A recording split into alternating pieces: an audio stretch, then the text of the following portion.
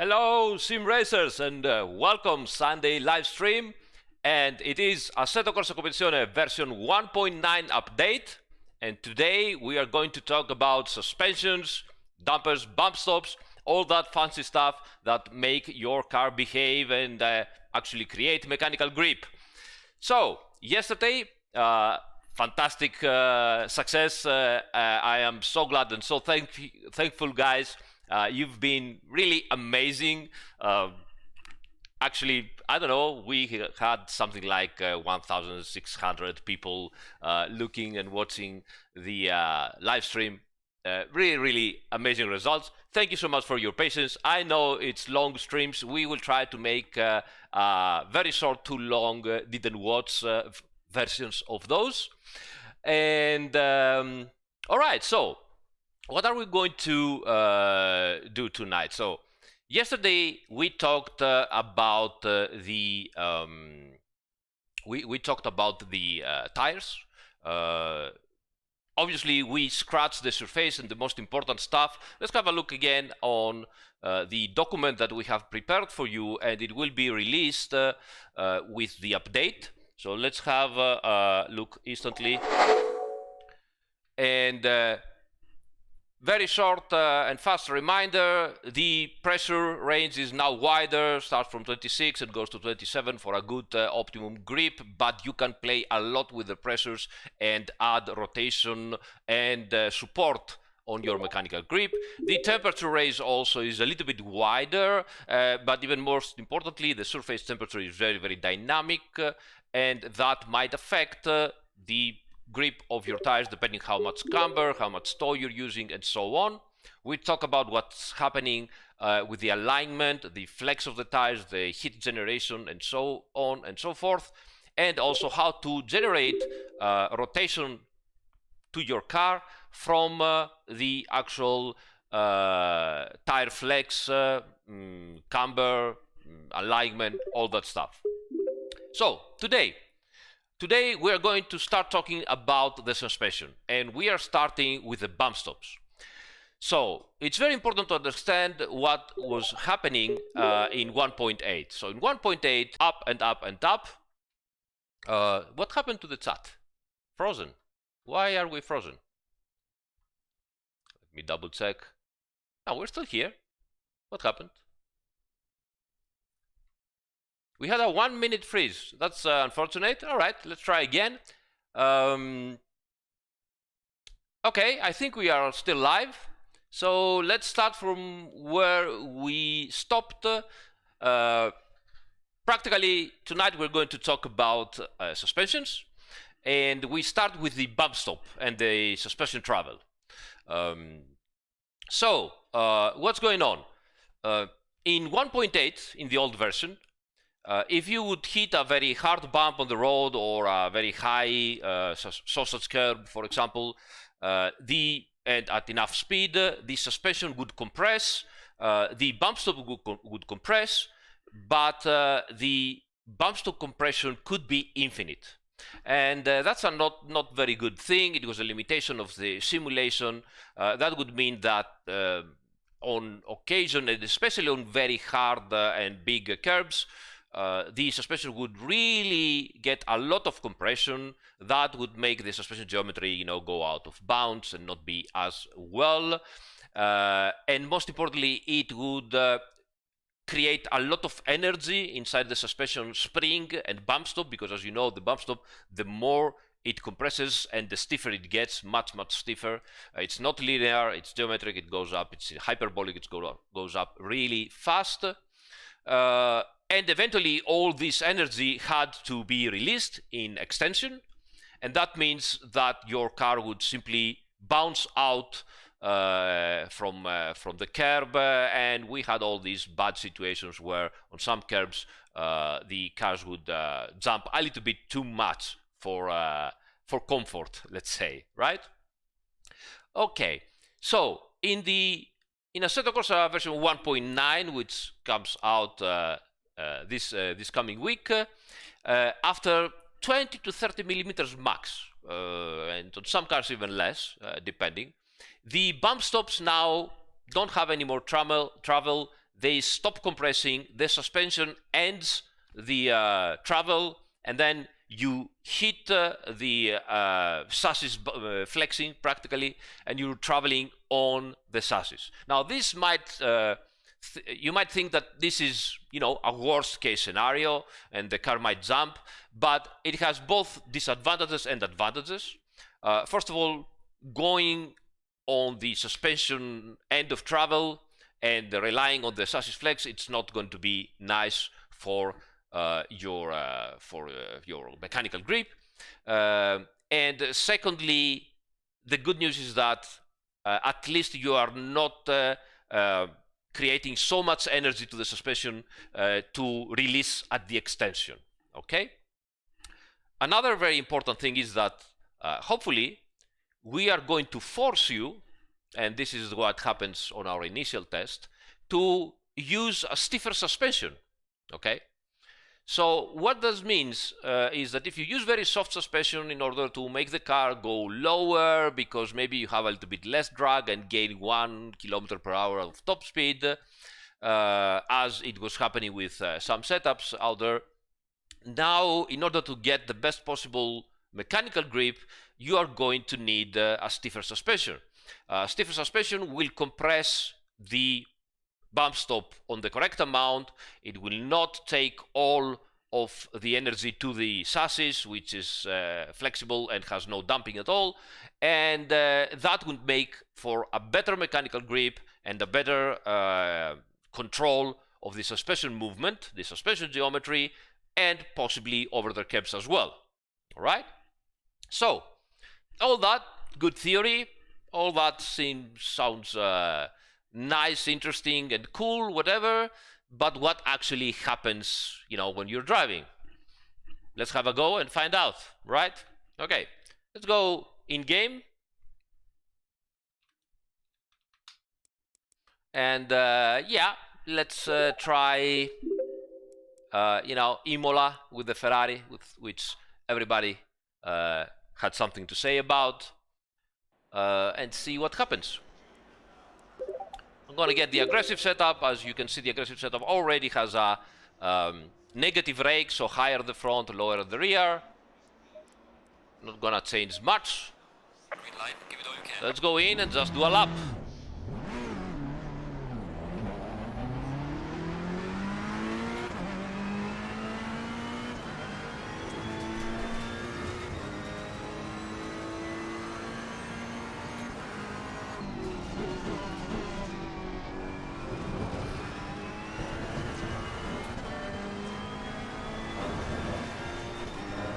Not that bad, right?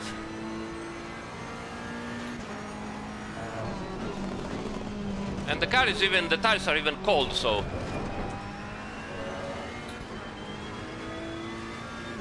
doesn't look that bad. Am I right, guys? Nice rotation on the exit from the tires, as we said, on acceleration.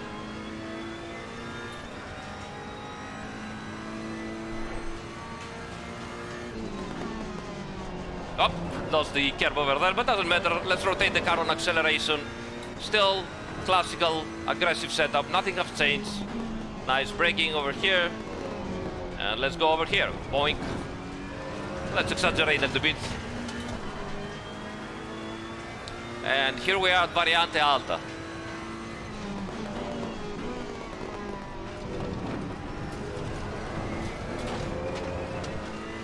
It wasn't that bad, right?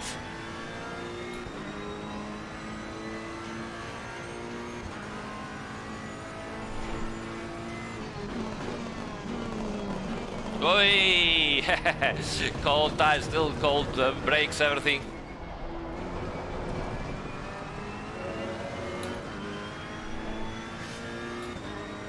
So, I'm not dead. Is that good?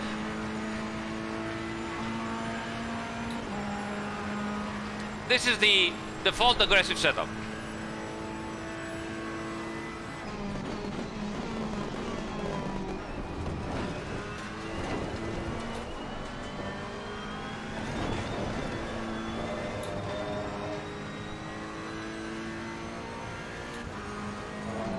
Obviously, I'm exaggerating here. And that doesn't mean that you cannot make mistakes and you cannot. I'm pretty sure that, you know, e-sport drivers and other drivers will probably start to abusing curbs way too much. But I believe that it's better for everybody. It's a better solution. I agree that maybe we don't have the damage on the you know, under tray and stuff like this, but it is a better solution for everybody. It's going to be much more enjoyable and more realistic up to a point. And just abusing the curbs like this, you see, like that, doesn't really make you always faster. Because if you're jumping too much, you might not losing control, but still the traction control might engage, you know, you see the control here might not be very well if you are abusing too much, so you're losing time. But it's good for the control, it's good that you can attack if you need it, it's good for the overtakes, and so on and so forth.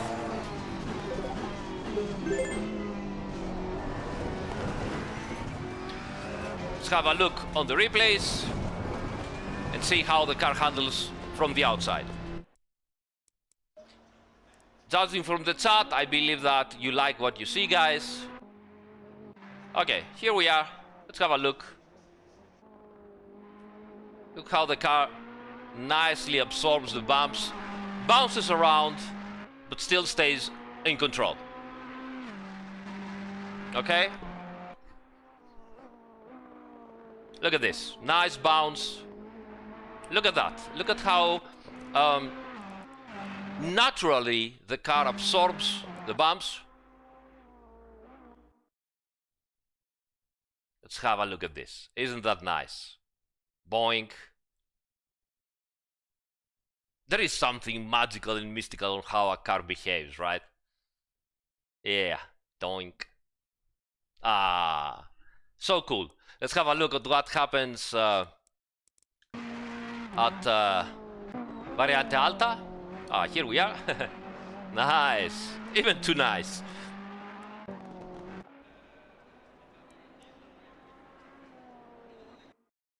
Let's have a look at that again.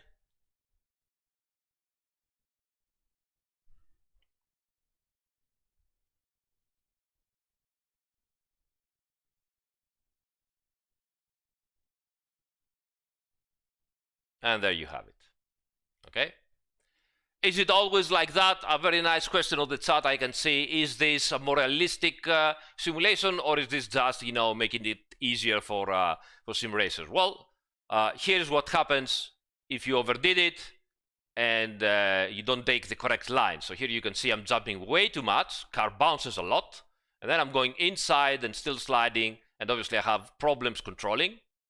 And if you go over those sausages here, yes, you can control the car, but look at the bouncing, okay, and look at how you are actually losing acceleration. Now, here's something important that I would like to say regarding bumps, ground collisions, stuff like that. So let me find my so probably they're going to demonetize my channel right now, but it doesn't matter. I want to show you a couple of things. So, okay. So let's stop for a minute the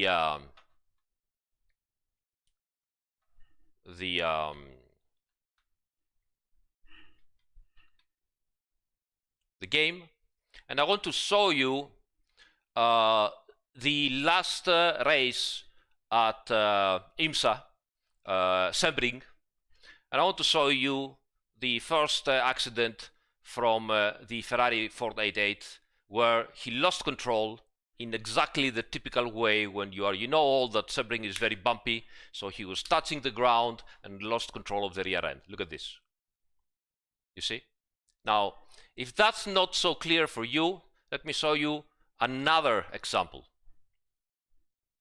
So I was watching this here, and I was liking, guys, honestly, I'm swearing, I was looking at the live stream of the race, and I was like, oh my God, the Porsche is so low, while the Ferrari behind it's higher. You can even see the ground. How can the Porsche not touching the ground? You know, How is that possible?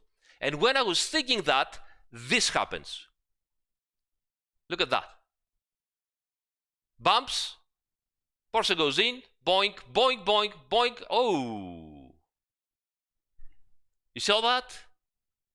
You saw that? That was the perfect example of, you know, having the car very low, making a small mistake and taking a bump way too hard, and instantly, you know, this happened. Okay? And an extra something for you guys. Here it is what happens. Unfortunately, we don't have this kind of, you know, damage, but look at that. So yeah, cars do jump around. Cars do jump around. Okay, and lose even pieces. We cannot do that, but yeah, cars do jump around.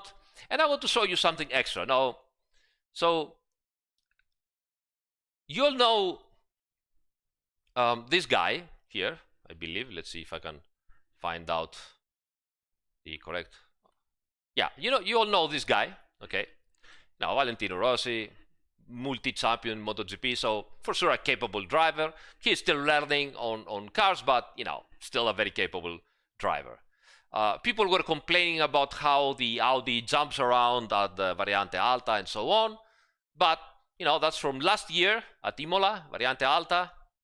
A little bit of a mistake, boink. Did you saw that? Let me show you again. So, could you see how much actually the car jumped because of the wrong line? Okay, look at this. Poink, through the air. Good control, but, you know, the cars do jump around. Let's have a go on the Audi, on the same track, and see what we can do. What do you think about it? So let's quit, and have a go at the Audi.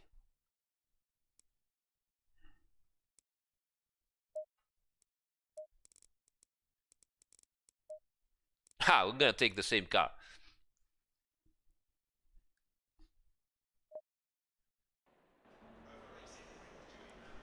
Alright, so again, aggressive setup, not touching anything. Let's go on and see what is going to happen. Green light, go, go, go.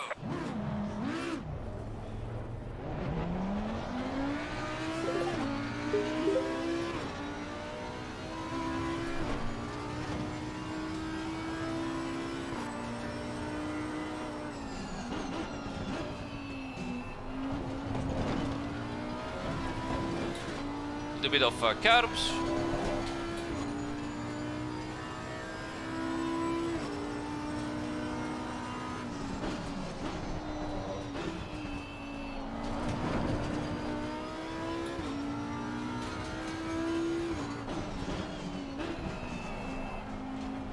Nice rotation on the exit, on the accelerator.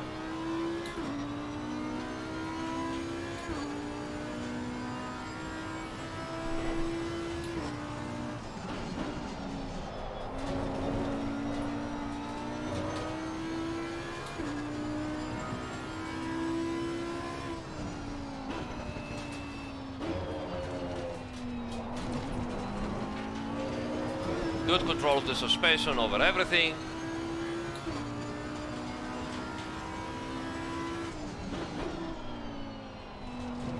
Good line, no problems.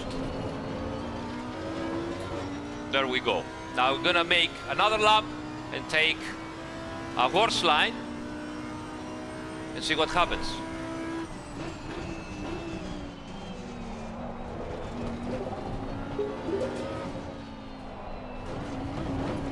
See? Boink.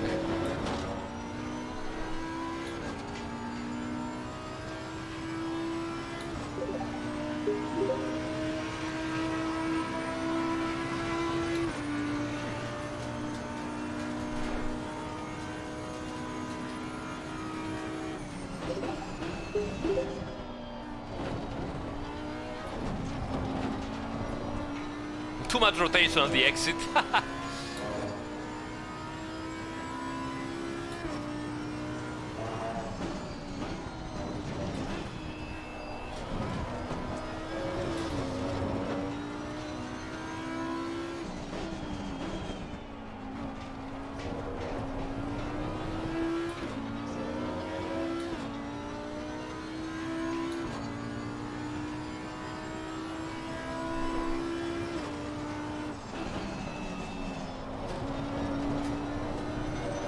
Look at that wonderful power oversteer at the exit.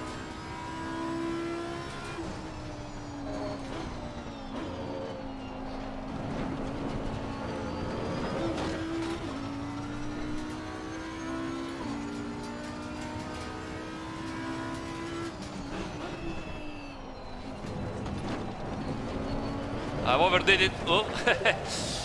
But I overdid it anyway. So, the end result is that you can make mistakes, you are going to make your car bounce. You also have to work with the setup in order to achieve the correct amount of stiffness, bump stop, riding, dampers, everything to make it work. I'm not saying that you are going to get 1.9 and instantly jump over all the curbs and everything is going to be wonderful and nothing will, unbalance your car. That's not going to be the case. But for sure, I believe we have a very good improvement. You can see here again. Okay, and now you can also control even better the bouncing, again, working together with springs, bump stops, and dampers. Okay, so why we also talk about how having very soft suspension and going to the bumpers doesn't always pay out, especially in 1.9, and you need to find the correct compromise in the suspension.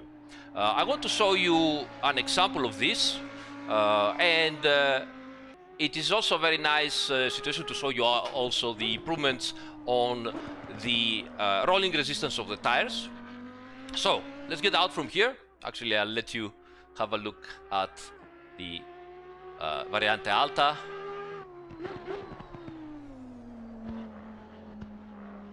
Excellent. Okay, quit. But it's also important, again, to remember, if you're going to overdo it with the setup, if you're going to have an extremely low setup, extremely soft and everything, at the end of the day, you are going to have issues anyway.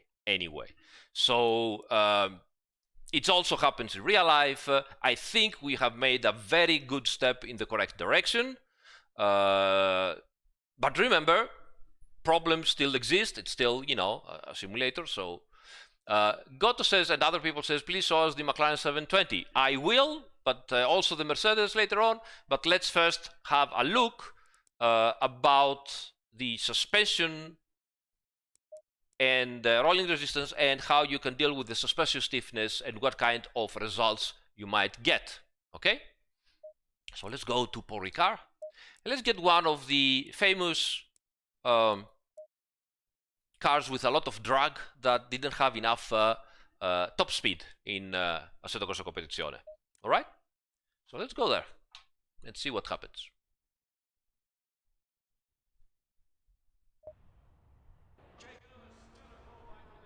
So, setup, aggressive setup. This is the kind of setup it uses, obviously as low rear wing as possible. But you know what, let's put it another one up and see what happens. But I don't know, I will let it exactly as it is. I'm not touching anything. It's a bit on the soft side because, all the habits, you need a soft setup to go down and gain a couple of kilometers. Let's see if this is necessary now. On we go.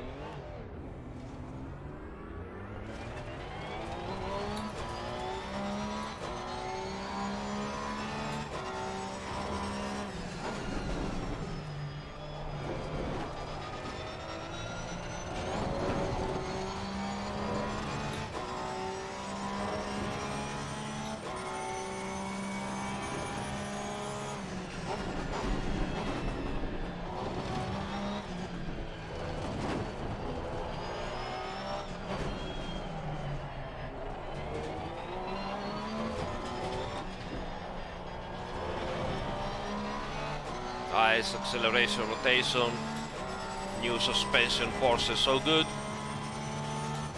So let's go.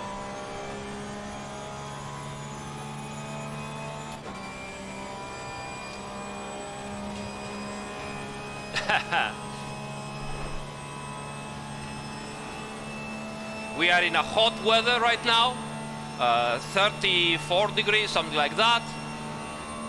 and 284 almost, and then we go. So 283, almost 284, not that bad.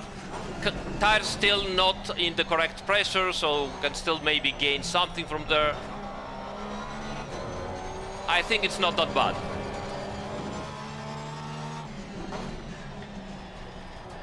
You can see how the tires go over the curbs and the suspension reacts.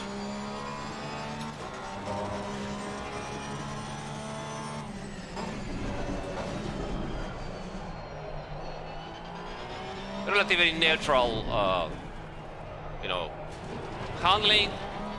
Not a big problem with the turns.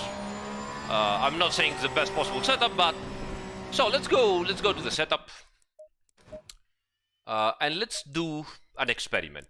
I'm not saying that the meta setups are as they were. Okay, they are working like that, but usually what you get is, you know, very soft springs, riding on the bump stops, very soft springs at the minimum, and riding on the bump stops like that. Okay, usually they do stuff like this. I'm not saying that this is the correct setup to go fast, but I am going to exaggerate it to show you what has changed, and what different kinds of situation can happen with a setup like this. So very soft setup, and let's go. Everything else is exactly the same as before.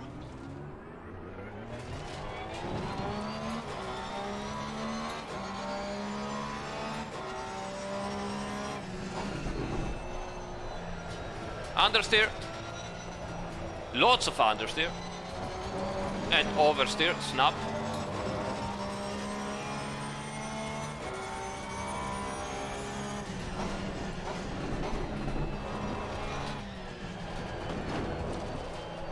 Still understeer.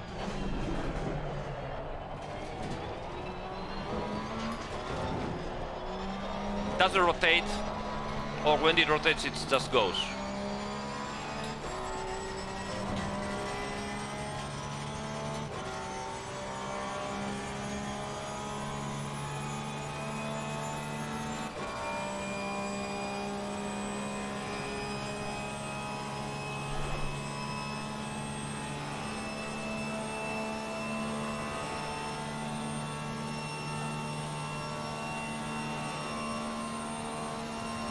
Okay, 1 kilometer extra of top speed.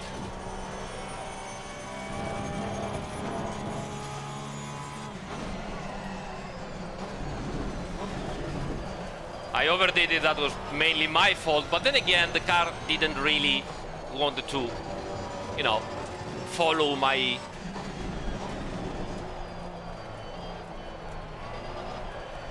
So, I think it's pretty evident.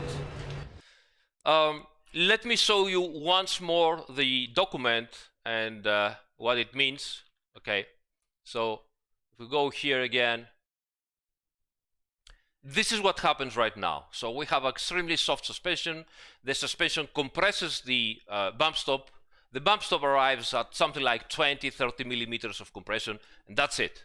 And when that happens, the suspension doesn't move anymore. So all you have to absorb the, you know, small bumps and undulations of the asphalt and tire vibrations and all that stuff is the stiffness of the tire, which, you know, bounce around and doesn't have any damping, and the chassis flex, which again doesn't have any damping, and it's also strains back and forth. It doesn't sweet you. So what we want is a stiffer suspension, so that when we go to the bump stops, okay, we don't also together with the stiff suspension and the bump stop stiffness, we don't end the suspension travel. We just go to the bump stops and then go back down again. All right, so let's have a go and see what will happen with a stiffer suspension. So again, I'm not doing anything strange. I'm just gonna go into a stiffer suspension here, something like that. Okay, that's it. So okay, it is pretty much the same clicks as before. We started from the default aggressive, which was okay. We went down to full soft, and now we're going back to, again, very low bump stops. That might not be ideal, but at least we are using stiffer suspension, okay? On top of that, I would like also to use a little bit extra bumping and damping, sorry, in order to control better the car. I'm just clicking randomly now, you know, dice. But hopefully that will help us with all the control of the stiffness and still have suspension travel. It is important to have suspension travel. Oh, someone says that the left and right is not correct. Yeah, sorry about that. Okay. So let's have a go and see. Translations of the document. I don't know. But if you guys want to translate it, by all means, you know, do so.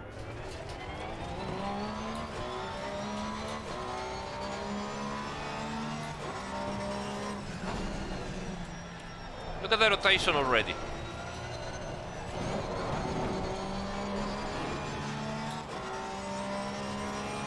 This is not by any means a good setup, a balanced setup. You know, it's not going to be a setup that's going to give you possibilities, but it is a setup that already rotates because there is suspension travel.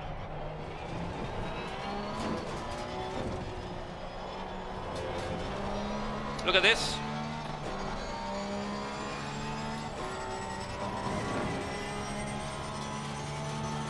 We had a bad exit, but let's see what kind of top speed we're going to make.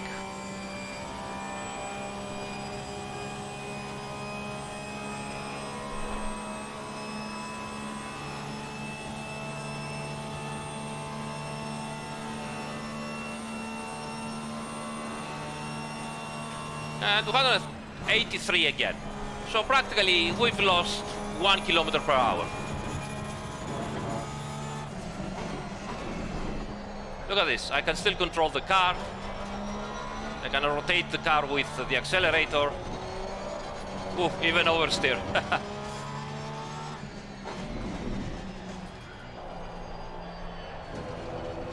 Even though it is a very stiff suspension, we can still control the bouncing from the curves. Because it's better to have suspension travel even if it's stiff than have soft suspension but no travel.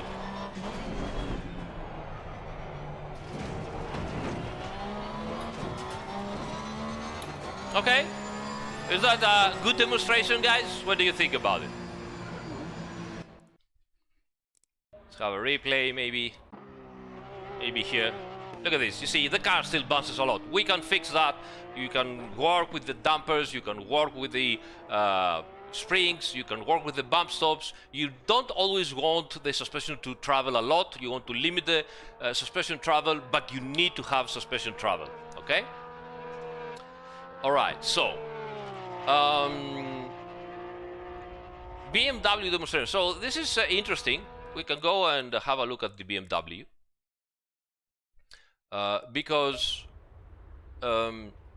we also have electronics improvements, and I also have to explain to you that sometimes the BOP will simply limit the you know, the power of the cars at a certain top speed. So sometimes, for example, the Bentley, even with the new tires and everything, it will arrive somewhere around 277, and that's it. 278, maybe 279, that's it. Because the BOP just limited the power of the car at those RPMs where this top speed is achievable, and you cannot go any faster. So that is a limitation that has nothing to do with the rolling resistance. But, you know,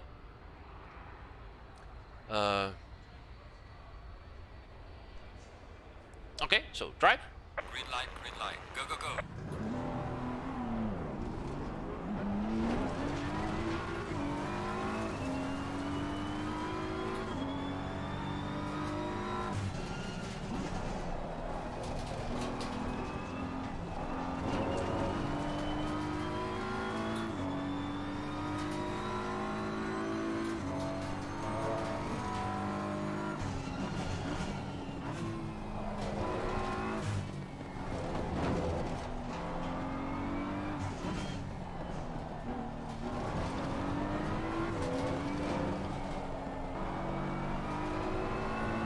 Look at a very nice rotation.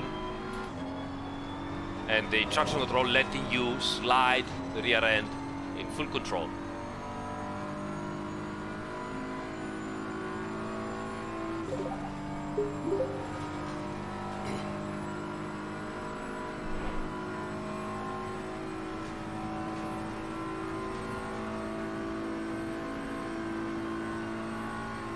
One, 82, come on, 83, there you have it.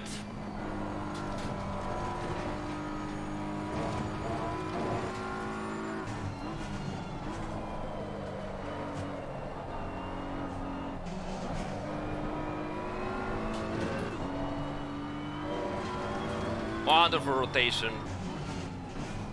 Definitely a very easy car to push to the limit. Obviously, getting out the lap time is a completely different story.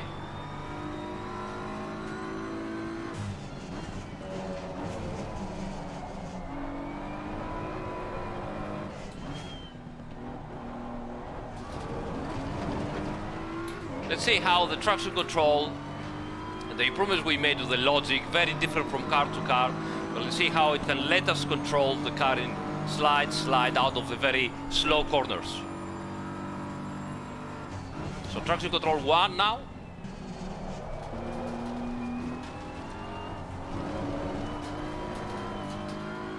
See, it let me slide the tires and then just saved me at the very last moment, but you need also to be on top of it and do the correct decisions.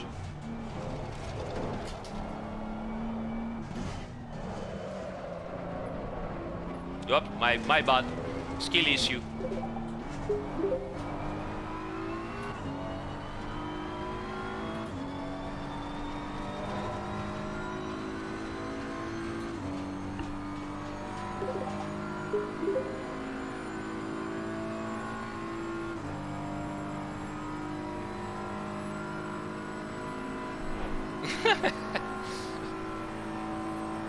I don't know what wing we have now, maybe 2 or 1, something like that.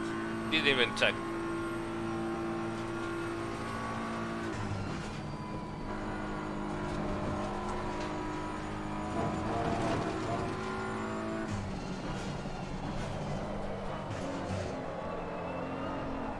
Good, too much.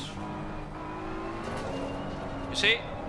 Now you have to be careful. If you want to ride that traction control 1, it will really let you go. But again, it depends on the car. So in the BMW, you can do this, have very good control, and still, you know, gain acceleration. And the traction control doesn't stop you. But if you are too aggressive with your pedal inputs, then the car will bite back, and you're simply gonna lose a lot of time, if not speed. Look at this. And then it just goes. Okay? Now, obviously, by doing that, you can see already the rear tire is start to overheat.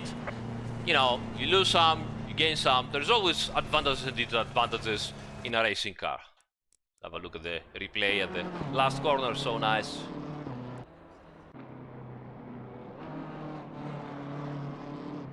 There you are.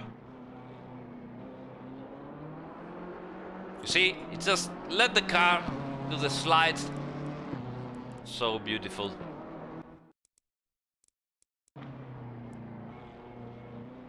Look at this. It lets the car do the slide, you control it, straight line, and just goes. So beautiful.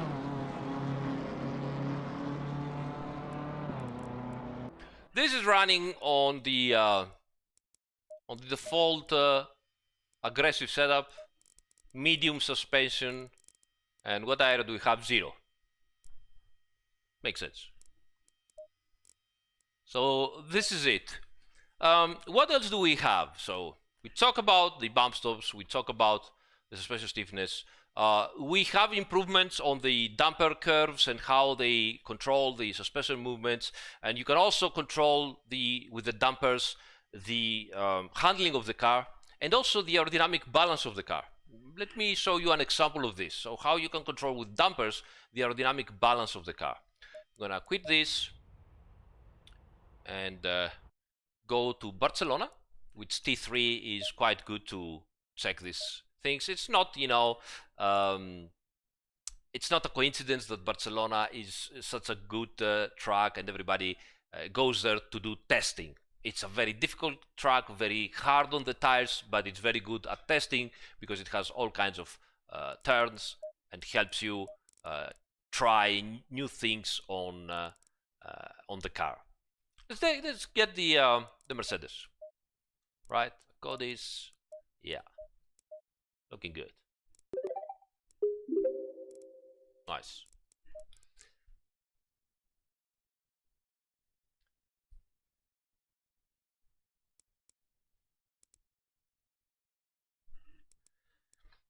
So I've seen already many messages, posts, etc. around the web, the socials, and in the chat right now that you will need to relearn how to drive the game and so on and so forth. Modesty apart, I don't believe that's going to be the case. You will do whatever you know to do. You will, drive with your own technique.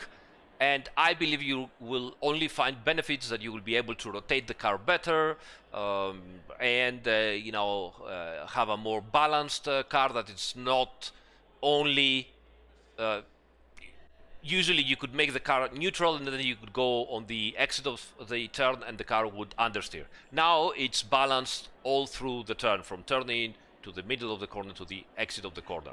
And if you do something, you're going to find it also in another sector of the corner. So I think from that aspect, it's going to be interesting. So aggressive setup has quite a bit of wing as well. This is the situation with the dampers. Let me lower, actually no, let's leave the dampers as they are right now. Let's go for a drive. Green light. Go, go, go.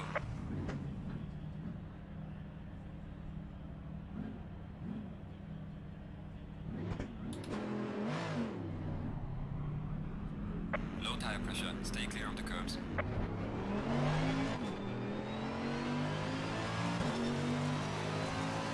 Caterpillar, we talked about the whole tow out thing yesterday.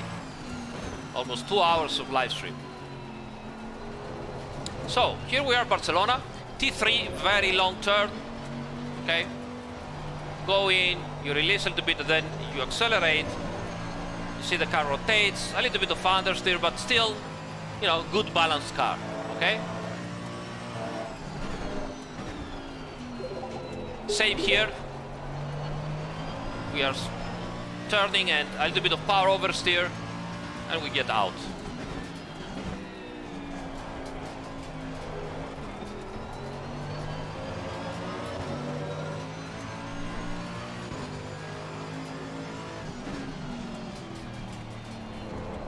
So let's say that you saw that at T3 we had a quite balanced car, a little bit of understeer, but let's say for whatever reason we want even more understeer. We don't feel confident with that, especially at the T4, okay, and we want a little bit more understeer. So an easy way to do that, obviously, is going to the aero, make the rear right height lower, the typical stuff. You know how it is. The aero is the first thing to touch after the pressures, and you can achieve whatever you want. But we just want a fine-tuning, just a little bit. So I'm going to exaggerate a little bit and see what is going to happen.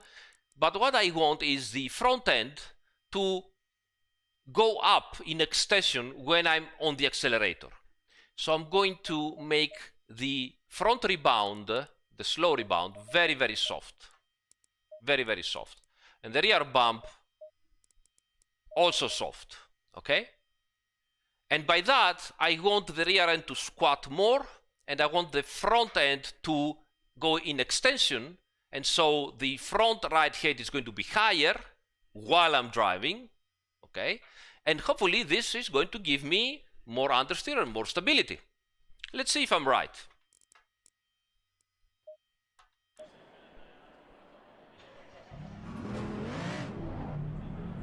Low tire pressure. Stay away from curbs.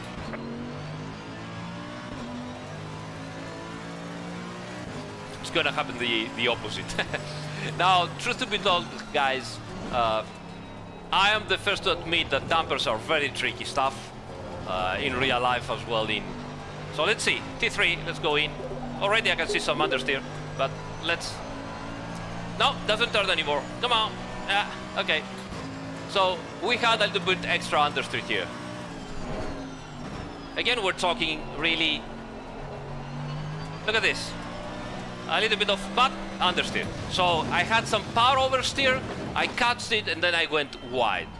So you see how with the dampers you can fine-tune. This is probably a little bit exaggerated, and I really want to underline the fact that dampers are difficult to understand and difficult also to feel in the driving. But I believe that you can now practically feel what's going on, okay? So let's have a look at the opposite direction. Go in the setup and make a very stiff front rebound and very stiff rear bump. So what this is going to do, when I will go into the accelerator, the very stiff front rebound will not permit the front end to rise, so it will stay lower. And by lower, and not squatting at the rear as well, it's going to keep the aero balance more to the front, okay? So let's see.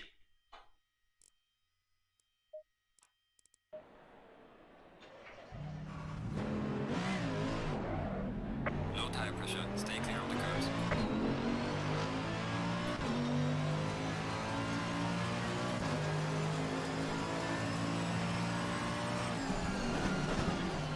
In we go again. You already see that I have some oversteer. Okay, let's go in. Look at how the car stays close to the line. You see?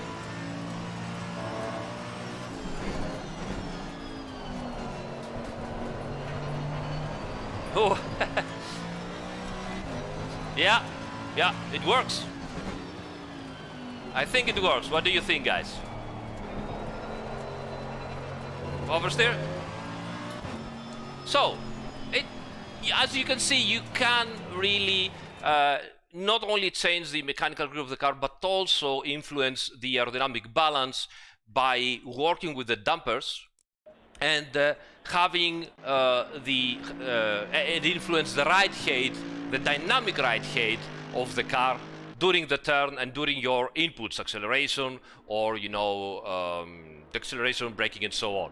So it only takes a couple of millimeters of ride height, but it is a big deal, as you can see here. You see how the car now follows the line and stays close. Obviously, that's not the fastest way to go around, but it is a very good demonstration that now it happens while in the different previous configuration of the dampers, I was going, you know, wide in understeer.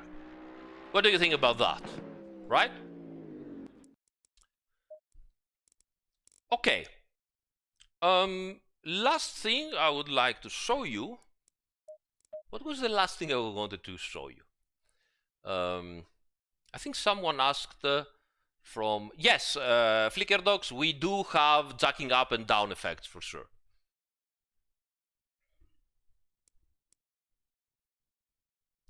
So let's have a look at... yeah, some people ask for Imola with the Mercedes and with the McLaren. So I'm gonna do a lap at Imola with the Mercedes and McLaren. Matthias asks if cars like Nissan and Bentley that don't race in real life anymore are still viable and competitive. They are competitive on specific tracks. We cannot make them competitive everywhere, but they are competitive on specific tracks. You know, you can even win in one of them. We are still going to... Right now, you know, we're trying to understand if the cars have a good BOP, the top cars have a good BOP for the sport championship, and that will also help you guys out when you're racing. And when we are pretty happy with that, hopefully we are going to improve also the competitiveness of the older cars. They are not going to be, you know, top of the line, but certainly we want them to get closer. Flavio Gadamuro, thank you so much, buddy, for your support. Really appreciate it. Thank you guys, everybody, for the support and the follow as well. You've been really amazing this yesterday and today. So setup, aggressive setup, and let's go to the track.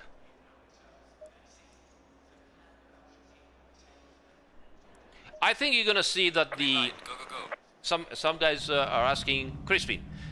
He's asking about the traction control 2, and people were using traction control 2 to 0 level. Well, 0 level doesn't mean that you are disabling it. It means that you are using a different value, and that's it. But we've worked on that, and I believe that for most of the cars that they're using traction control 2, you're gonna find out some interesting differences, and hopefully you'll be happy with that.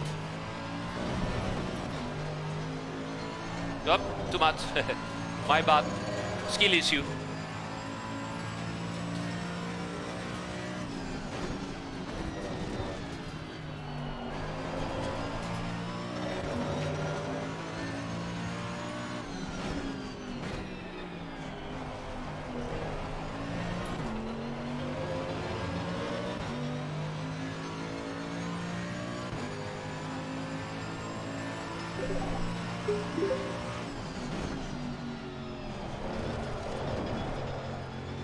Too much rotation, too early on the accelerator.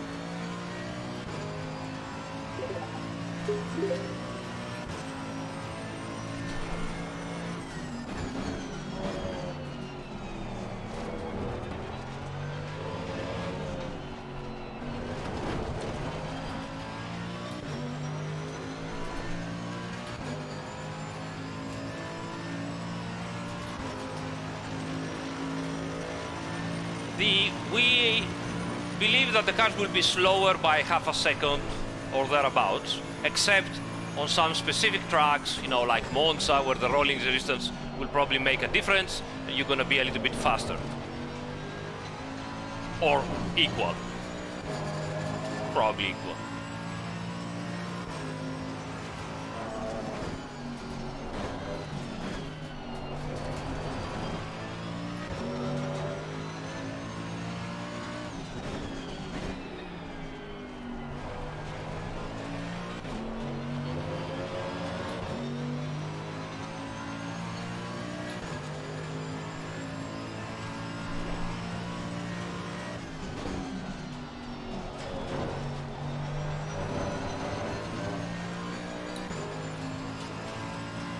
Hello, Roadrunner. Thank you so much for your support, buddy. I don't know the answer to your questions because braking collisions, maybe. I don't know if you want to rephrase, please.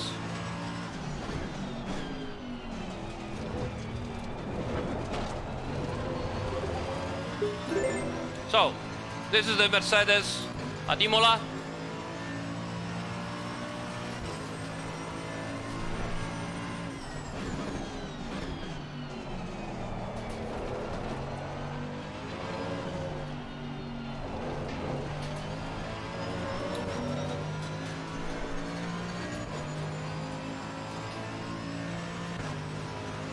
Let's have a look from the outside, see what the car is capable of doing. Now, the collisions, guys, are always have to do with the network. You either have a correct, accurate network, or you do predictions, and there are always advantages and disadvantages for every system. If you're doing predictions, you might have ghost collisions. If you're not doing prediction and you're doing accurate position of the car, then you might happen to have, you know, very hard collisions. So it's always difficult like this. Hey, Gob, thank you, buddy.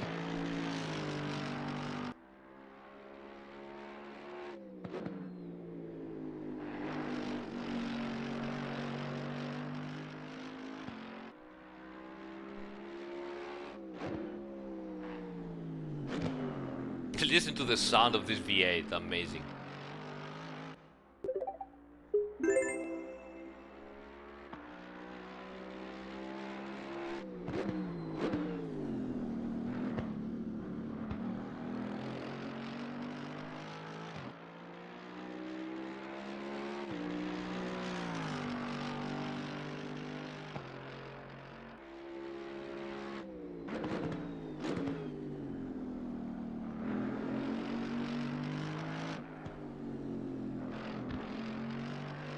You can also see how, you know, a car that is not as efficient, but no, it's said to be draggy. The straight line still is capable of doing 267, 266 kilometers at the straight line of Imola in a very hot weather with a normal aggressive setup. So again, we are having improvements of the rolling resistance and the top speed. 266, not bad. Okay, so someone asked also for the McLaren, right?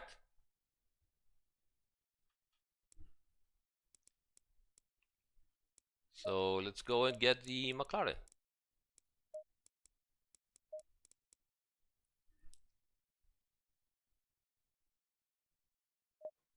This is older chicane, big curves. We can go there, but you know, it's one of those situations where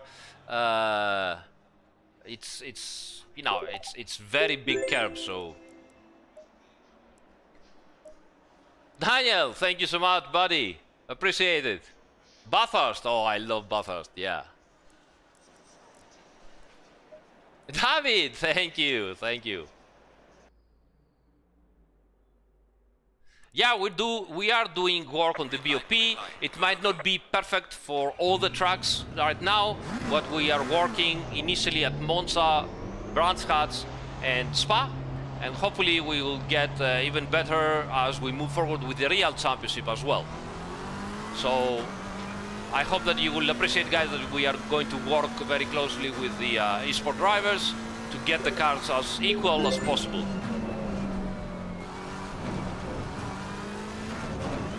Wee, too much. You see, it doesn't always pay to go over the curves like crazy.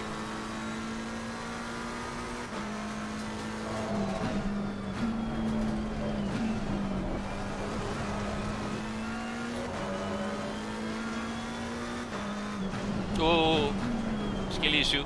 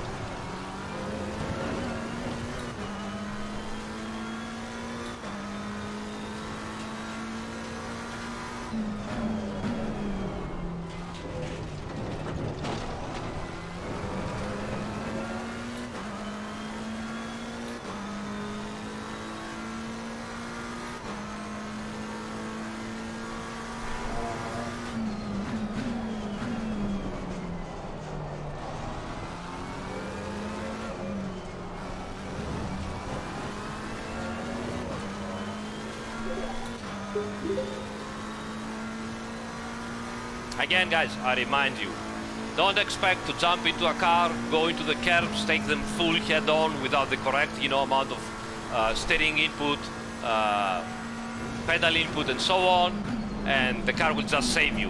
It won't happen, okay? You need to collaborate with the car. So I don't want to hear people that, you know, after the release is out, they go into the curves like crazy, the car jumps around like crazy, and they post the video and, oh, nothing is fixed. It's not going to happen. But I believe that for people that care, they will find a very good improvement.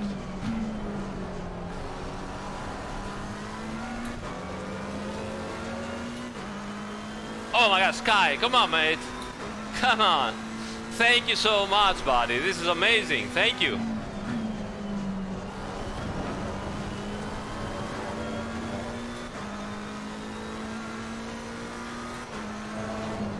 Ooh, too fast. Okay, we saved it somehow.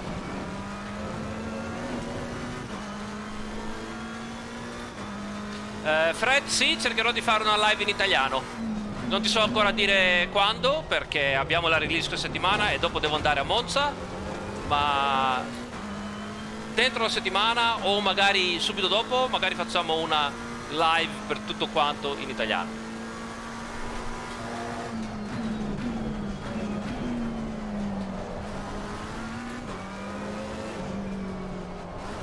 Hey, you see? Too much. Losing time, Sliding around, bouncing, doesn't pay.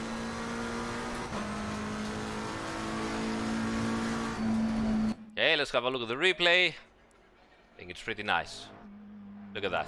You see how much it jumped the car, still control it way too much. That's not the correct way to take the curb. But if you do it properly, you will instantly see that it is much, much better than before. You see?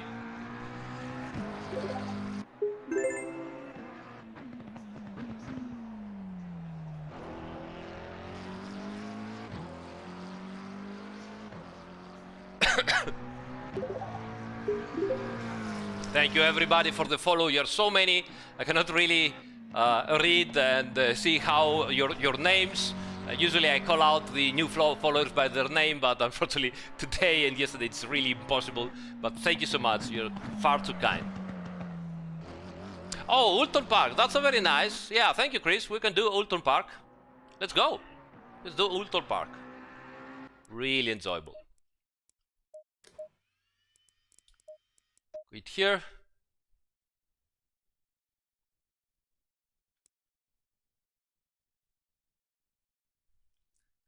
The default setups, the preferred sets are still quite valid. There's still much room for improvement, and if we have a preset that we simply don't like, please let us know and we can go there and try to make it better. But yeah, it's pretty good.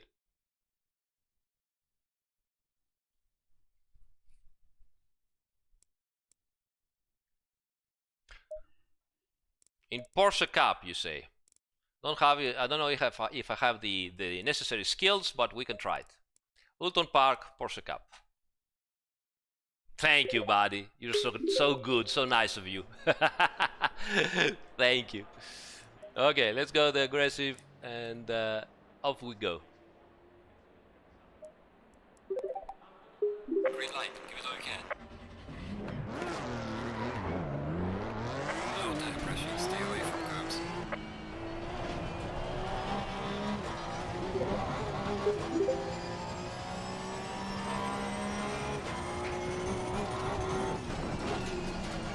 Ooh, everything is cold.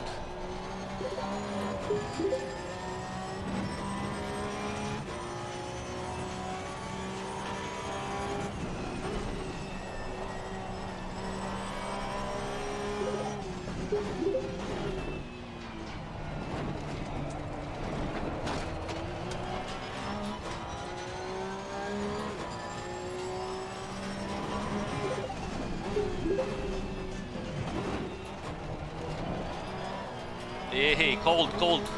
Come on, heat up the tires.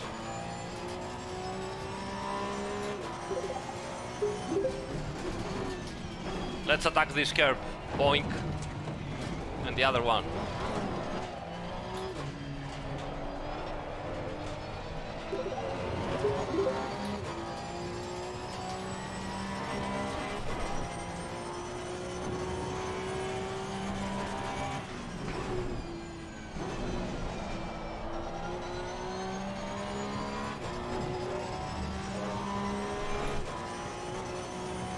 One more lap.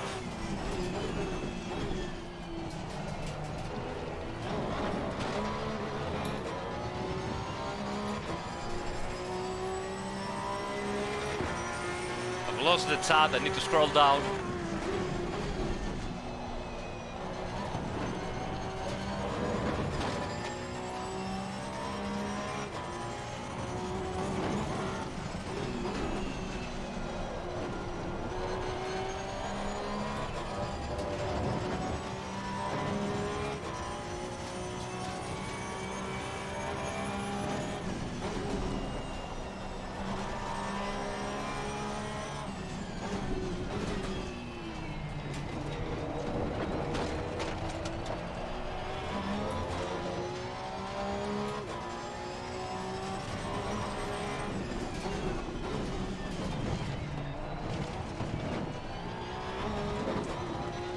Obviously I'm attacking everything now so that you can see how it moves around. You can also see some lateral movements of the tire flex if you stay careful on what the car is doing.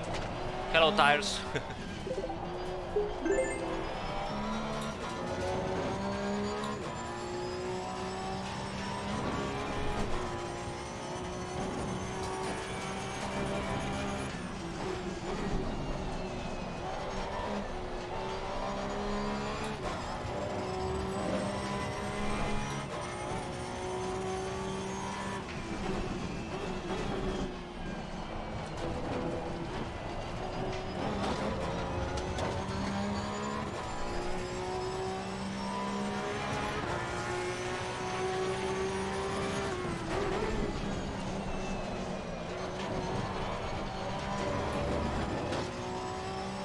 one more pass over here.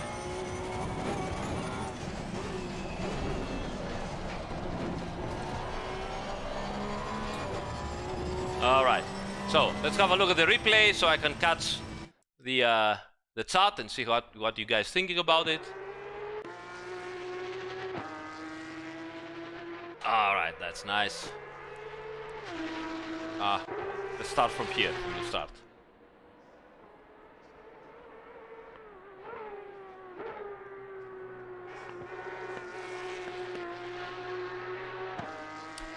Yeah, I believe you're gonna feel a different range of force feedback.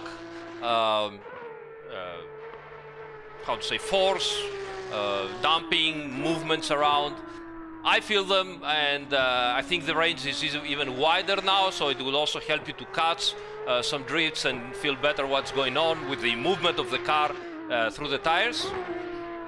Let me know, you know?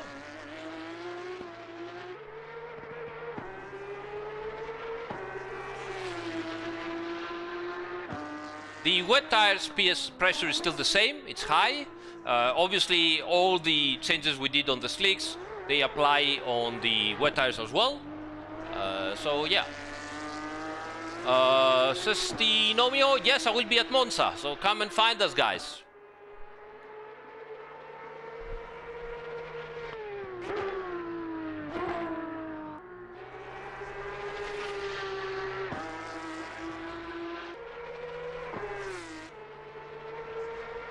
Yeah, the physics updates are still the same.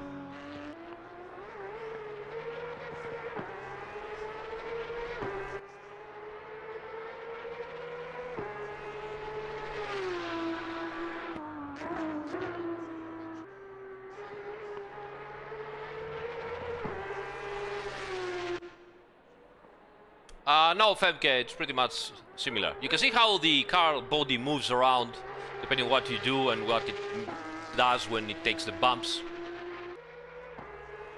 I will be at Monza on Friday, Saturday, Sunday, probably even Thursday. I'm not sure about that.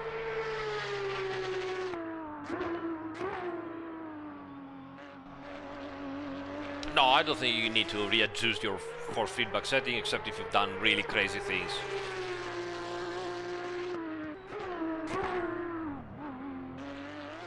What do you need on the brakes?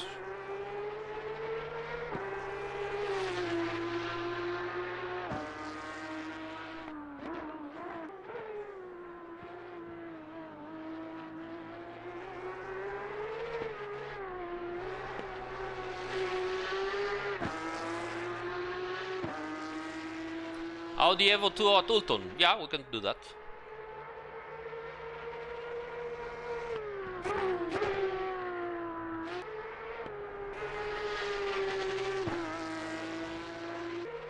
Hello, team. Take care, buddy. Have a great night.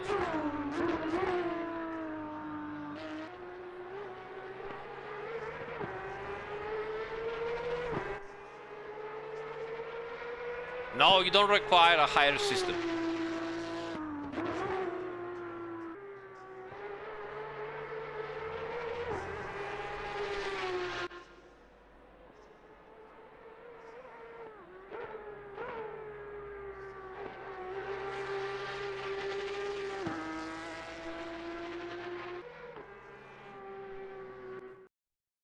All right, so next, someone asked about the Audi R8 here at Ulton, so we can do that. And then maybe I will try the Nissan at, that's nice, Nissan at Bathurst, maybe, something like that. Hey, Zach, thank you, buddy. Thank you so much. Really appreciate it. Thank you for the kind words. I have driven the 488 at the start of the stream at Imola. In case you missed it, you can rewind and have a look. No, I'm not going to show you anything of the new content. This is the job for your favorite influencers, streamers, journalists that have the you know, the release, and they will be showing you everything on the day of the release. Okay, let's have a lap. Green light, go, go, go.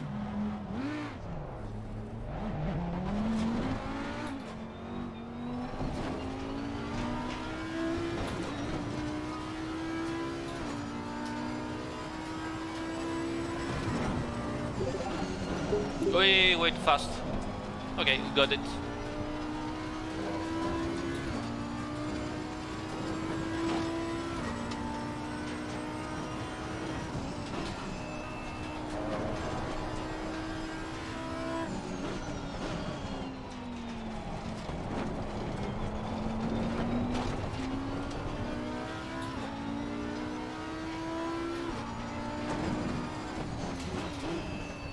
Attack this curve there, and this one here. Hey David! Thank you, buddy. David's one of the casuals of our Discord server. Really looking forward, guys, to meet you somewhere. Monza is a good opportunity now for the people here in Italy, or people, you know, visiting Monza, Spa possibly in like 2 months from now. So yeah, let's do this. Look at how much speed you can bring into the turn. Oh, hey, overdid it.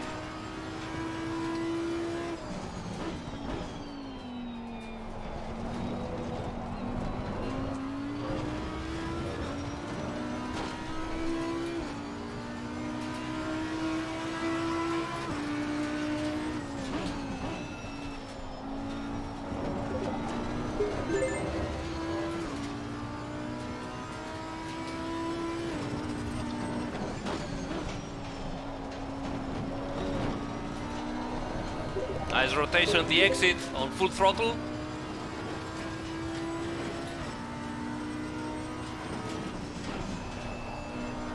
Again here, look at the rotation, we go in.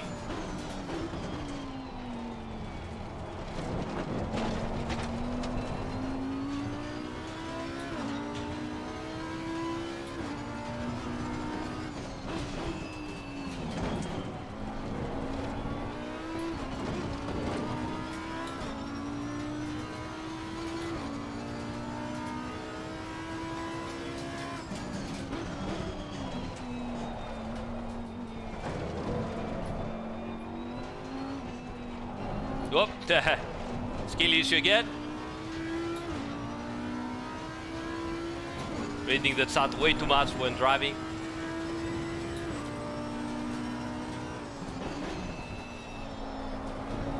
Rotation. And let's go.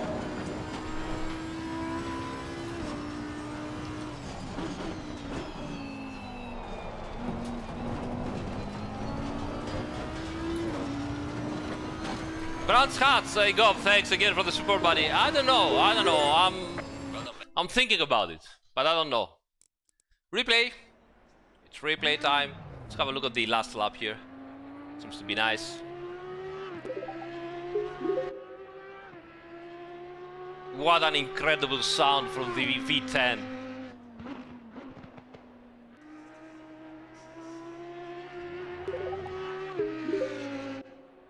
Look at this. You see how the car absorbed the whole bumps and didn't just bounce around, you know, uncontrollably.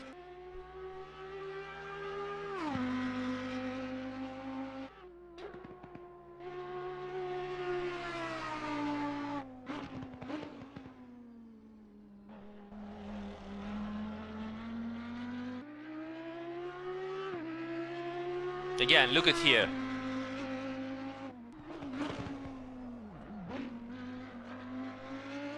The suspension actually works to absorb any kind of heat from the bumps and the curbs.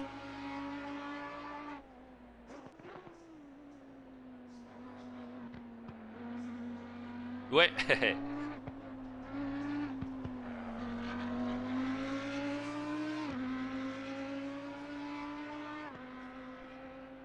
So as usual, we do not make senses of the force feedback.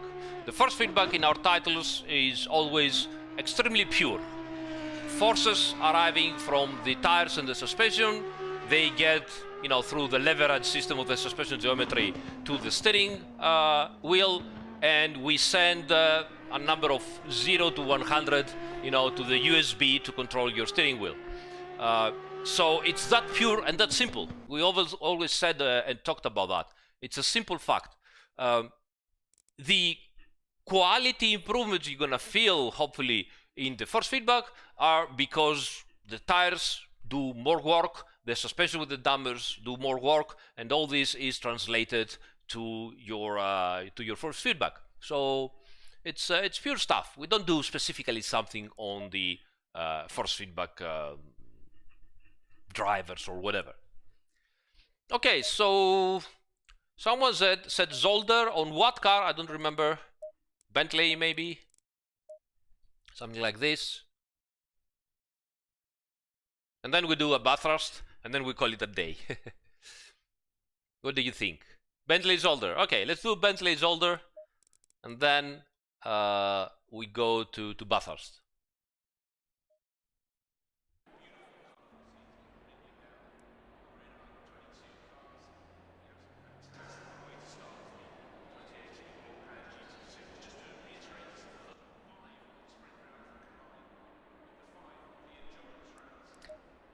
Okay, aggressive.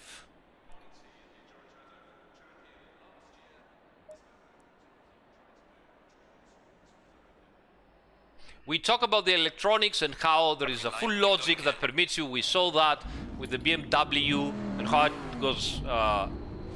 You had much more options to control the slides depending on what traction control you have. We also have new traction control logics for newer cars and so on. And I cannot show it to you yet, but for example, at the new Huracan Evo 2, we also have eco maps that also affect the engine braking, which is quite a nice feature, and it's quite nice to explore and see what happens.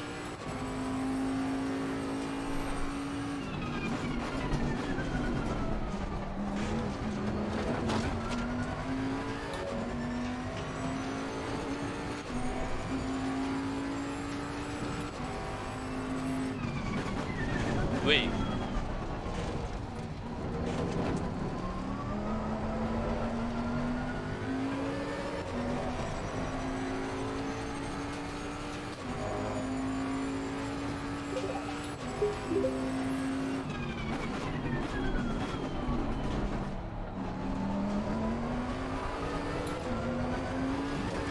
Go down to 1 traction control level.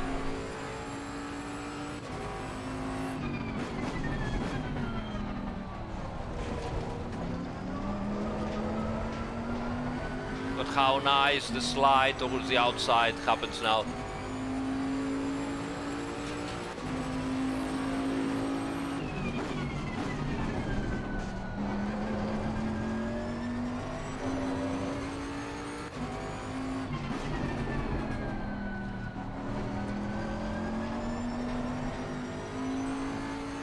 Wonderful.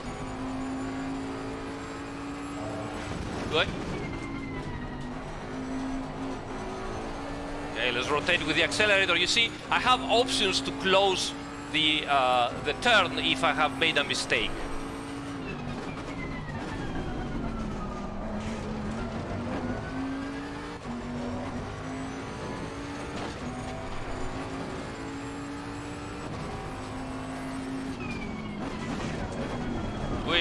My mistake again.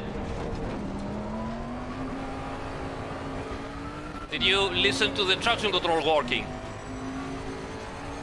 Look how you can close the turn now at the exit. What?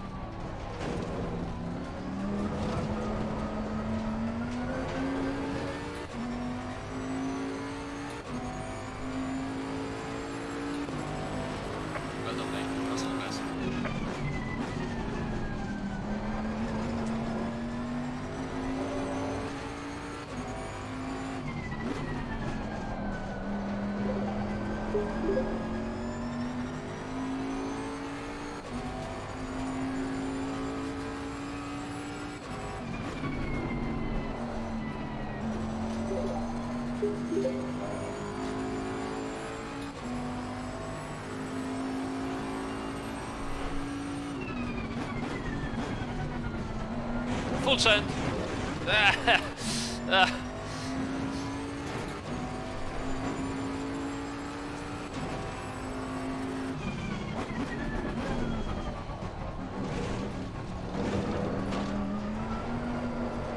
Too much. You see, you can't overdo it, you can't gain control, but you're losing so much time if you do so.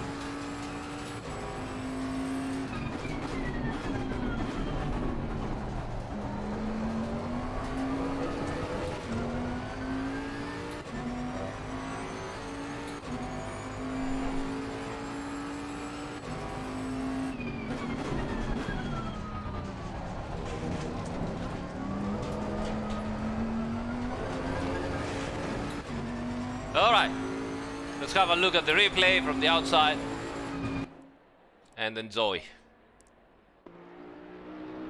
Ah, so big.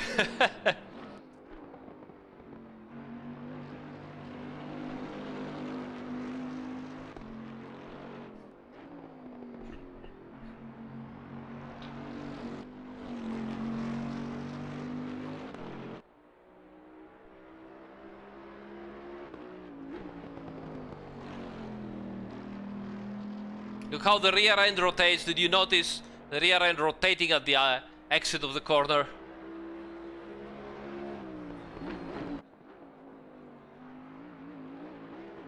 Haha, that was nice. Let's have a look again. Poor car.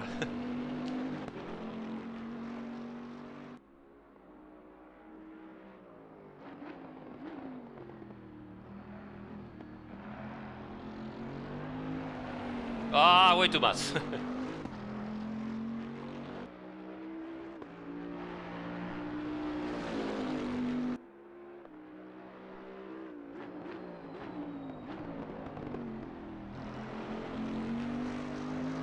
Oh, all right.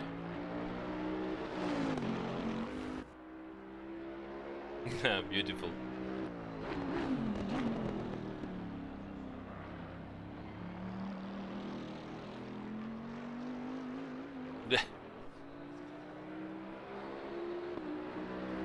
It's easier to abuse the tires because it's fun and it's really going to bite you back when you do it.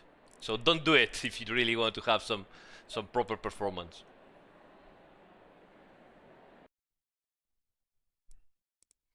Okay, so someone asked about Bathurst. Yeah, and what was it? Nissan? Maybe? Or something else? Do you guys have a different opinion about that? Come on, KTM Expo. No, not right now. Alright, everybody says about the Godzilla, so let's go and get the Godzilla. Alright, where is it? Here it is. Ah, let's do it.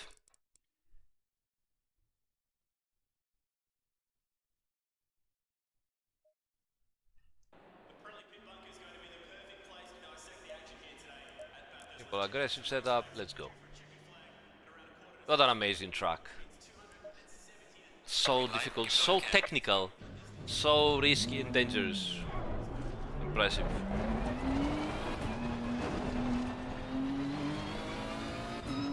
Alright, let's go.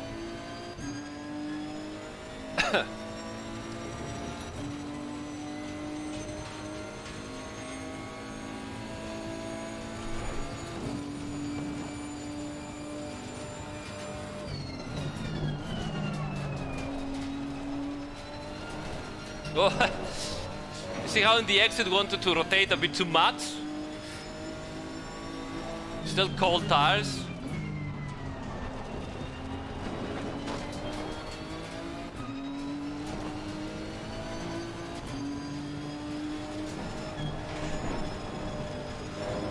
Oof. Need to heat up the tires because it's a bit risky. Oh, skill issue. Ah, come on, Aris. Is it too much? Ah, no. Let's try it again. Let's go back. Tell you. It's easy to abuse it, you know, and feel good about it, but it's gonna fight back.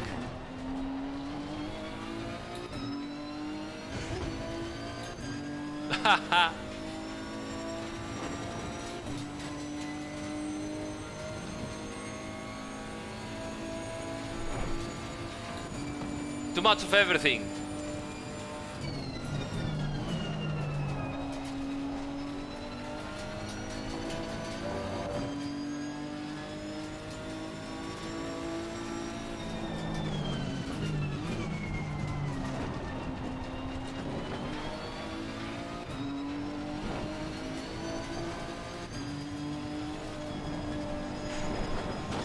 Take it a little bit easier now, maybe. First lap out of the pits. Stay calm. Nice, nice and easy.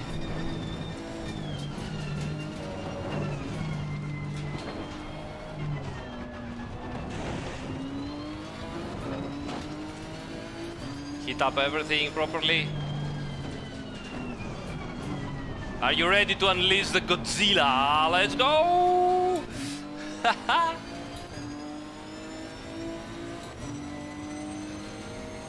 Let's go downhill.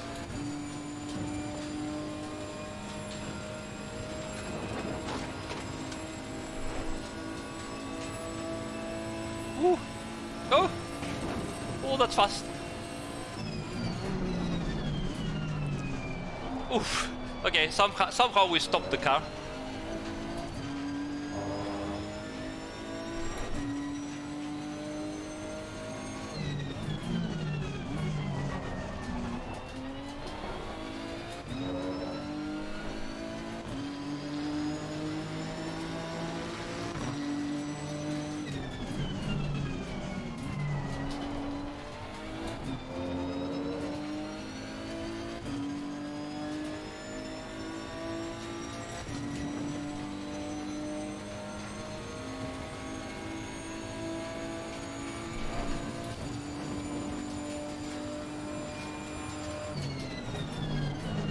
Inside here. So nice.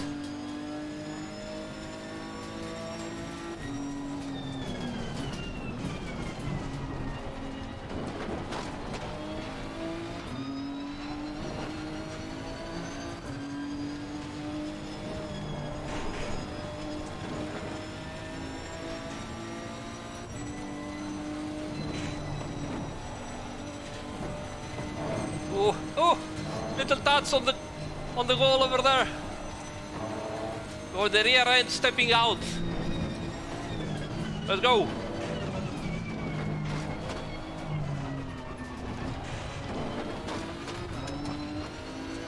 Ah, it's so exhilarating.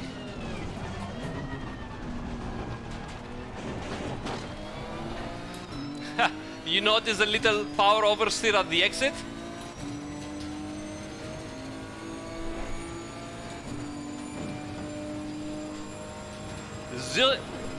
Zilstra. Man, I will never be able to not butcher your nickname. Sorry about that, but thank you so much for the support. Thank you, buddy. And stop the car. Oh.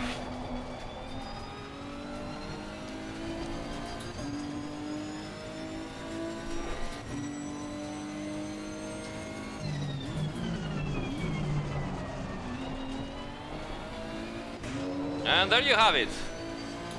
445 in the full heat. That wasn't that bad either. Let's go to the replay. Wonderful, wonderful. Really great.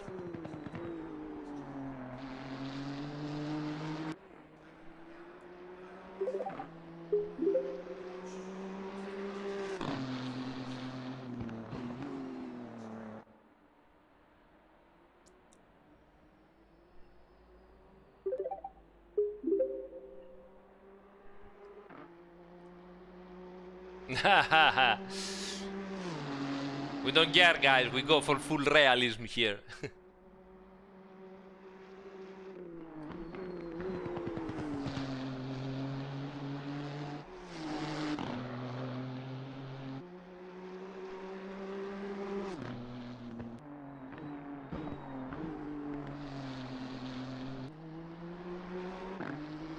Guys, for the guys that asking a lot of questions, look at how close it goes. You are asking things that I cannot reply or I don't know how to reply because are outside my... Ooh! Just a small touch there on the wall. So I cannot tell you. You will see what arrives, and hopefully maybe other developers will let you know if there are improvements on other aspects as well. My job here is to show you the new physics, and hopefully you will appreciate that and have fun. That's the most important thing. Look at the exit. I just went a little bit on the tires there and had a slight power oversteer. So beautiful. Good morning, thank you, buddy. That's the M6. It's been a while I haven't been driving the M6 properly. Surprises are possible.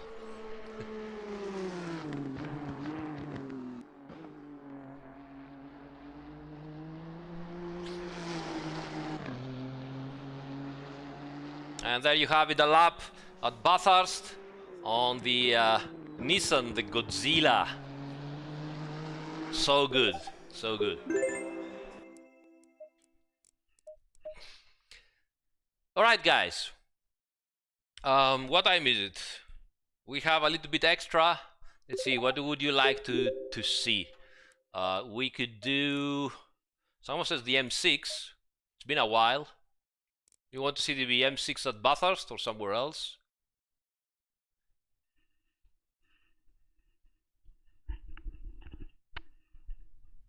You are asking me things about content and future stuff that I don't know, and I cannot do any answers, and I cannot give you any replies, only on the official channels.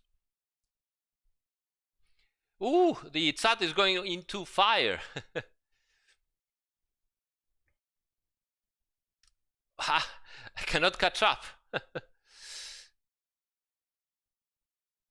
Come on, guys, don't spam the chat. It's impossible to follow. It's impossible to follow the chat. No, track limits do not change. The M6 at the Nürburgring. That sounds interesting. Let's have a go.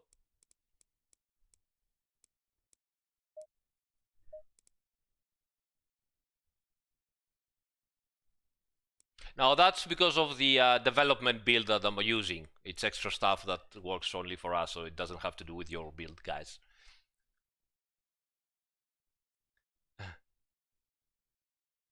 Robert, I have already talked about the electronics. The new cars we are going to talk about, we're going to make specific live streams for the new cars where we will, you know, showcase the cars, showcase the new electronics on them, and so on and so forth.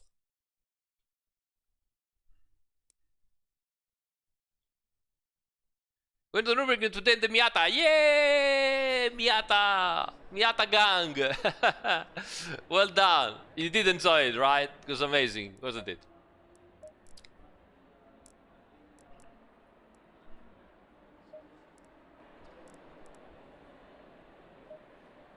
Green light, show them what you got.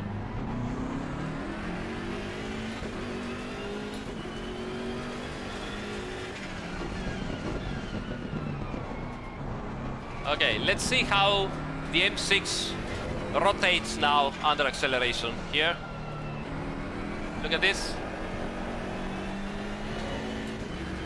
That was good already, but cold tires, so let's wait a little bit to heat up the tires and have more support at the rear end.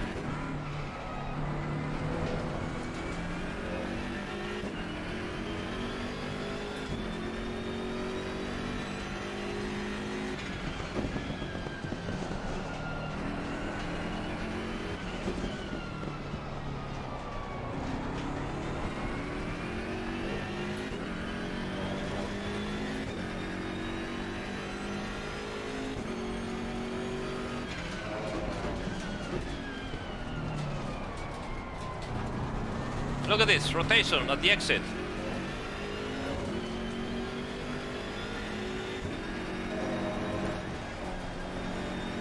Oh, went too wide. Okay, oh, too much. Don't die, absorb. Okay, we've made it.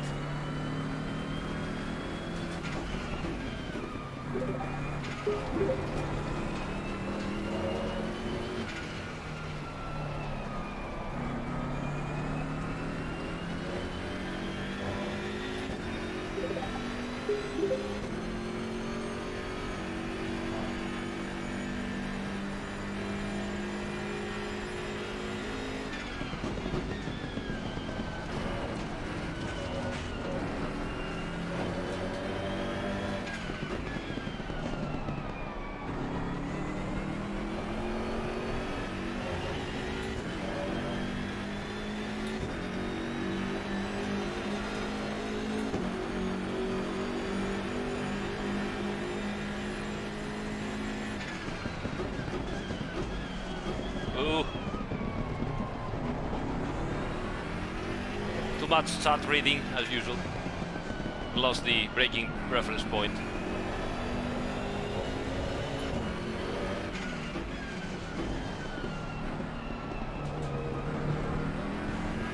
Let's go over the curb.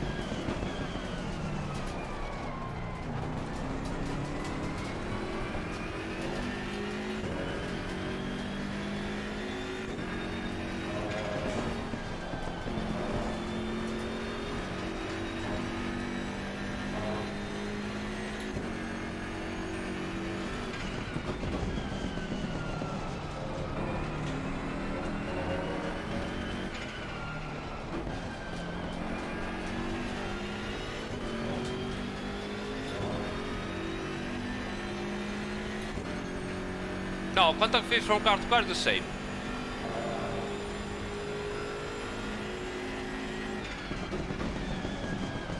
Oof. Overdid it again.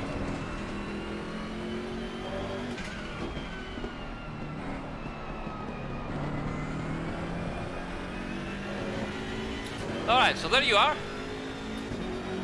The cars are definitely faster on the straight. We already saw the Porsche achieving 283 kilometers per hour at Paul Ricard. Okay.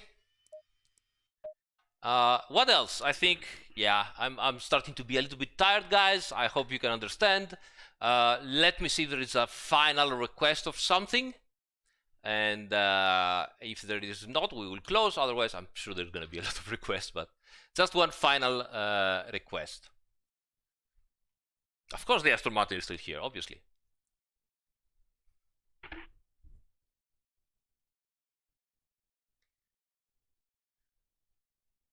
We just drove Porsche Cup at Oulton Park.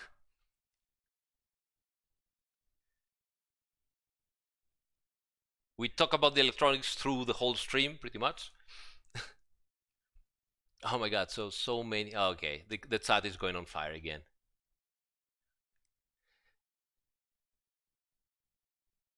I cannot even follow. Jag. I don't know even if it's just a couple of guys or everybody.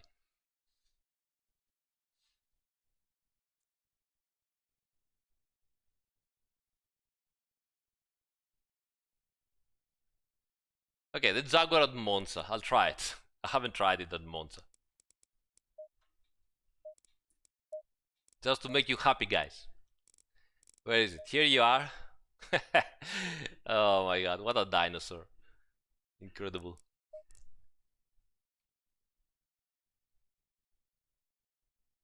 Red.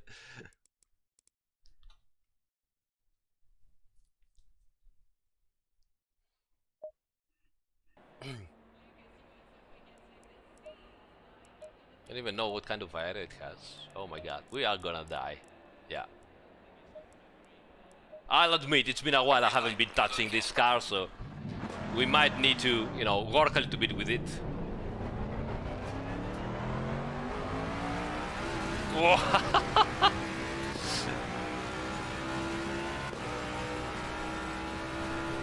So much power. Hey, straight.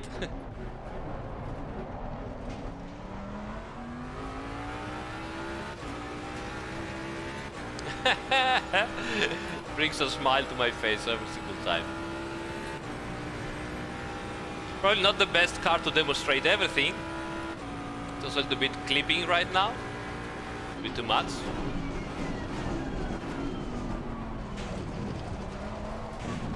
Too much.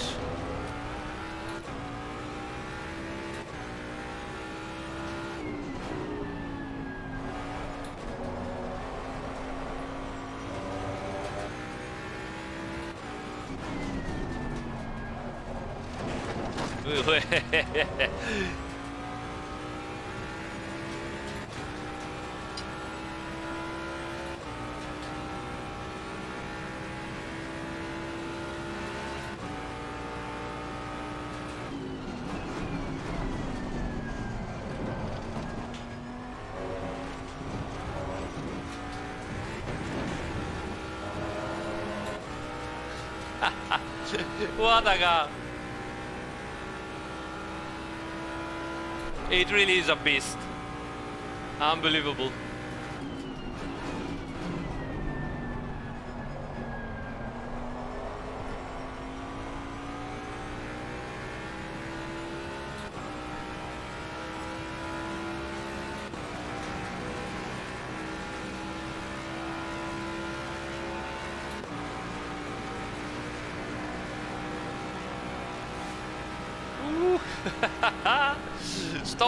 Stop the car.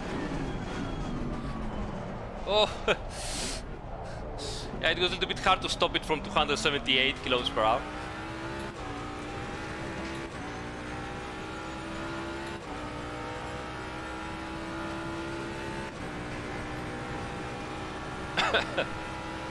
That's 281, Jesus. Ridiculous.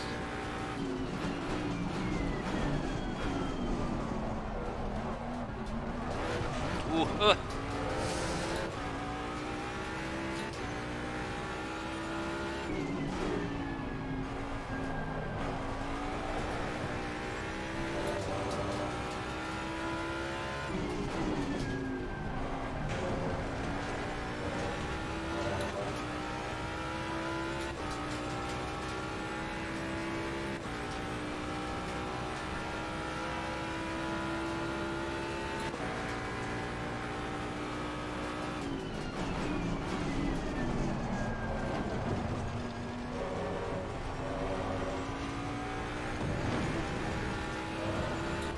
it's, the sausage flexes like, you know, like it's made of paper.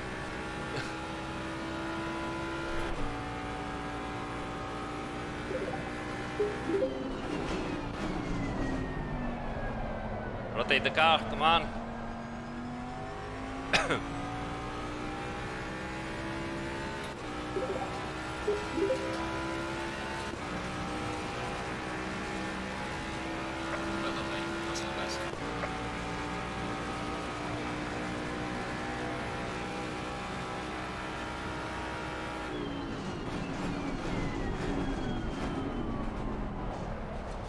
We almost did it. Then doesn't go. Wow. All right. Okay. I think that's enough. But you get the idea. Kind of a fun car, let's say. Sì, David, ci sarò a Monza. So, guys, again. So, okay. Let's close it here. All right. So, let's go back here. Well, first of all, I would really like to thank you all, guys, for joining the live stream. You've been so many, and I really appreciate it. I think that was amazing that you show so much support and you really care about knowing about your Assetto Corsa Competizione. What can I say? Everybody in Kunos is so anxious to see if you're gonna enjoy it. We really hope so that you will. We are confident that it has been a very good job, and the initial feedback we also get from the sport drivers is pretty good. So here it is. There is so much more depth to analyze. We are going to do that to our own live streams, the typical Aris.Drives live streams. We are going to get each car, find solutions, each track, find solutions, see how you can work around with the setup to get better and understand how much depth there is now in the simulation, and how you can explore it, what kind of options you have to improve your car, or just to make a car that is better for you to drive. Thank you so much again for joining. Keep tuning in on our official social channels, because you're gonna find all the information about the release of the update, the release of the DLC with the new cars and track. You are going to find the information about the Kunos Night race that we always do a day before. And we are going to be at Monza the next weekend. I'll be there pretty much all the weekend. Come and join us. The tickets are extremely affordable for the whole Monza weekend. If you see me, walking around, don't hesitate. Stop me. Let's have a chat. Let's have a beer. Let's have a gelato or whatever, because maybe it's going to be a little bit hot. And most importantly, let's have fun. Tune in next week as we will be exploring the new cars and the new track. What can I say? Thank you so much again for everything. You guys rock, and wish you a great week and a great Sunday night. Good night.